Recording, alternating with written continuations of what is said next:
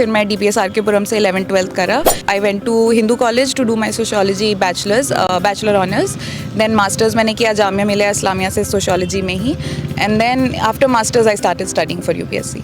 This exam can tell me what my worth is. So I thought कि मैं वहाँ जाऊँगी जहाँ मैं prove करूँगी अपनी worth. Got a job in the private sector and I was able to shift cities and I felt a sense of freedom and independence जो मैंने खुद को provide करी थी. मुझे नहीं लग रहा था कि ज़रूरी नहीं है कि मुझे गवर्नमेंट या मेरे पेरेंट्स ही सपोर्ट करें तभी कुछ होगा. मैं वापस भी आई. I was independent monetarily for some time. I was able to hold on to myself and इस सब के चक्कर में I felt a sense of risk taking और वो confidence आया and I think it helped overall. दोनों बार जो मैंने इंटरव्यू दिया था तो उसमें मेरे interview score was good enough but मेरा मेंस के मार्क्स सही नहीं थे. मतलब there was a lack over there. मेरी जो मिस्टेक्स थी वो ऐसी थी कि सोशियोलॉजी में मैंने अपने नोट्स वगैरह इम्प्रूव करे. In my past my option was sociology और मुझे लग रहा था कि irrespective of putting all that I had I was not able to score as well in sociology. मैंने टॉपर कॉपीज एनालाइज करी और अपने आंसर राइटिंग पे बहुत ध्यान दिया क्योंकि मेरा कंटेंट ठीक था पर मेरी आंसर राइटिंग स्किल्स को मुझे इम्प्रूव करना था. आफ्टर माई 5th अटेम्प्ट जब मेरा प्रीलिम्स 4th अटेम्प्ट नहीं हुआ इंटरव्यू 5th अटेम्प्ट प्रीलिम्स नहीं हुआ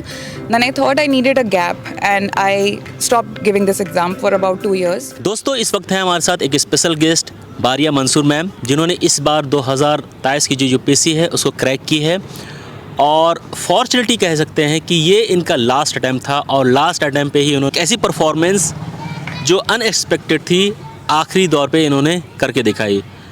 इस दौरान बहुत उतार चढ़ाव रहे प्रिपरेशन में. काफ़ी चीज़ें इन्हें देखनी पड़ी, काफ़ी चीज़ें समझनी पड़ी, स्ट्रैटेजी में बदलाव करना पड़ा. इवन कि इन्होंने अपनी जो ऑप्शनल पेपर है उसको भी बदला था. दोस्तों मैं इनसे वो स्ट्रेटजी उनकी सारी स्ट्रगल और जो टिप्स ट्रिक्स है आपके लिए जो आपकी मदद कर सकता है वो बात करूँगा. मैम सबसे पहले congratulation. Thank you so much sir.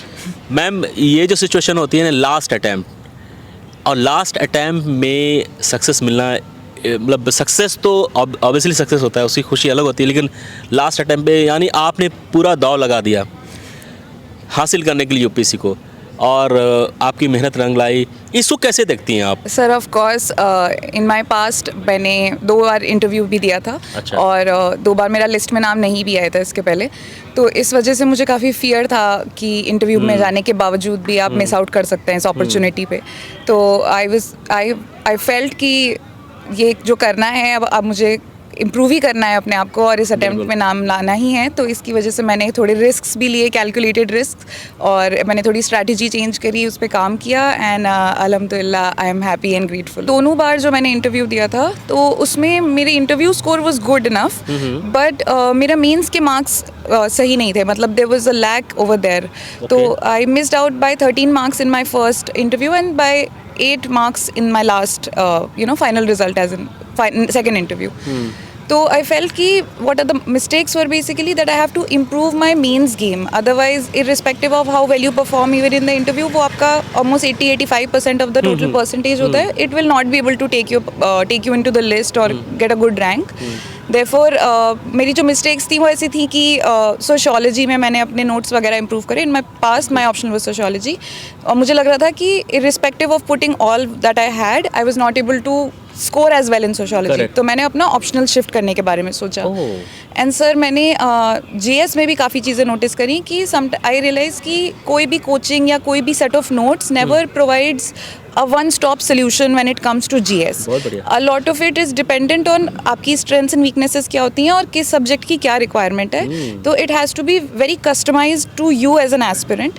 तो इस बार मैंने बहुत ज़्यादा किसी भी एक कोचिंग या किसी भी एक करंट अफेयर टेस्ट सीरीज़ या किसी भी एक स्टॉप सोल्यूशन नहीं ढूंढा.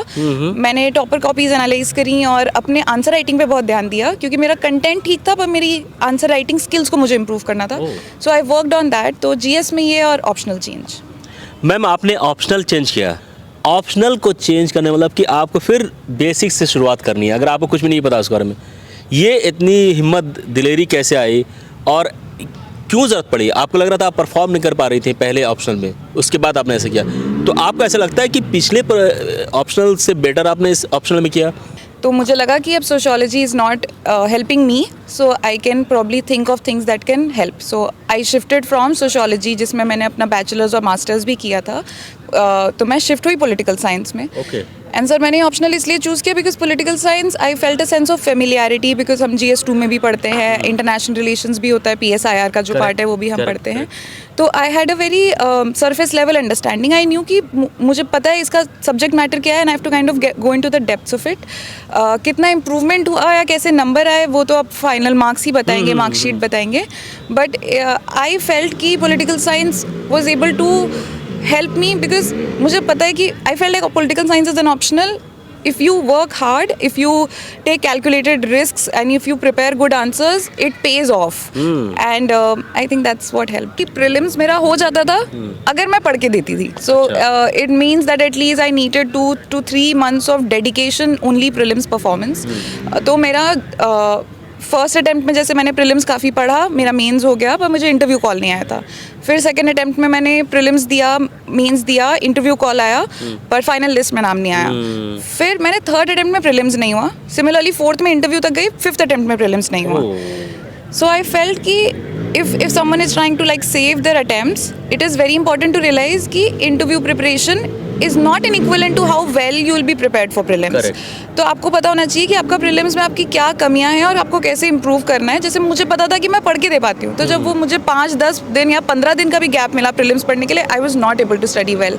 तो मे बी अगर मुझे जल्द और कम अटेम्प्ट्स में ये एग्जाम क्लियर करना होता and I could have saved my prelims by taking a gap year at that point of time. Perfect ma'am. इतना लंबा सफ़र, 6 अटैम्प्ट, 6 साल, इससे पहले भी 1-2 साल आपने स्टार्टअप में लगा, मतलब तो मतलब इतनी हिम्मत कहाँ से आती है? पेशेंस, आजकल किसी को पेशेंस नहीं है, उनको तुरंत रेडीमेड चीज़ें चाहिए, और UPSC में पेशेंस चाहिए. और आप बिल्कुल नज़दीक तक पहुँच गई थी लास्ट के 2 अटैम्प्ट, मतलब एक बिल्कुल कि हाँ आपका हो गया, उसके बाद भी नहीं हो, तो कैसा लगता है मैम? कितनी तकलीफ होती है, कितना दर्द होता है, और कैसा महसूस करता है एस्पिरेंट जब उसे नाकामी मिलती है? Yes sir, of course it is very very heartbreaking and I can definitely empathize with everyone who's facing that. Of course I feel it's very traumatizing also. आपको अपना टाइम ले लेना चाहिए, आपको थोड़ा गैप ले लेना चाहिए. आफ्टर माई 5th अटैम्प्ट जब मेरा प्रीलिम्स, 4th अटैम्प्ट नहीं हुआ इंटरव्यू, 5th अटैम्प्ट प्रीलिम्स नहीं हुआ, then I thought I needed a gap and I stopped giving this exam for about 2 years. मैंने प्राइवेट जॉब करी, I shifted cities, I went to Bangalore, I took a break.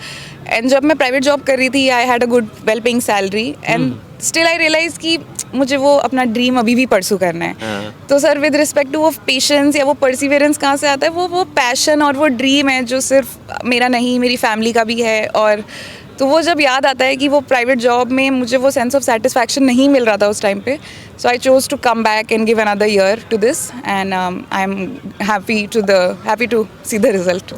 Sir मेरी family में we are 5 of us. My father is a doctor, he is posted as a medical superintendent of ESI hospital Raipur. My mother is an artist and she works with the Lalit Kala academy.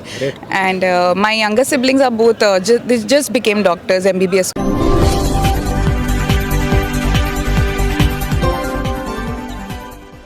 Subscribe कीजिए हमारे मंसूरी समाज channel को और bell icon